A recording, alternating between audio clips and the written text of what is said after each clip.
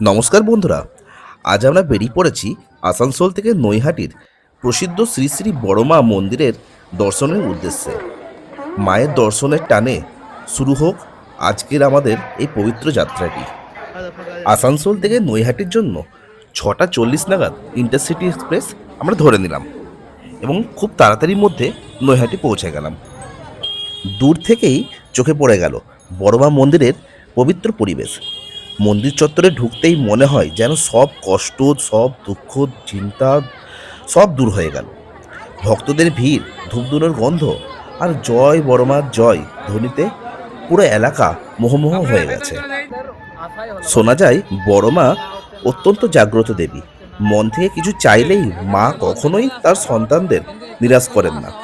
দেশ বিদেশ থেকে অসংখ্য ভক্ত এখানে আসেন মায়ের আশীর্বাদ নিতে। তাই আজকে আমরাও চলে এলাম এবং লাইনে দাঁড়িয়ে পড়লাম। দেখতে দেখতে ঠিক টাইম মতো আমরা ভেতরে প্রবেশ করে ফেললাম। ভেতরে এতটাই ভিড় যে আমরা ভাবতে পারিনি যে এত তাড়াতাড়ি আমাদের মায়ের দর্শন হয়ে যাবে। হাতে ডালা নিয়ে আমরা সবাই আস্তে আস্তে এগিয়ে পড়লাম মায়ের দিকে, মায়ের দর্শনের জন্য। মায়ের দর্শন করে মন ভরে গেল শান্তিতে।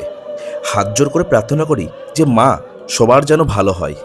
জয় বড় মায়ের জয়।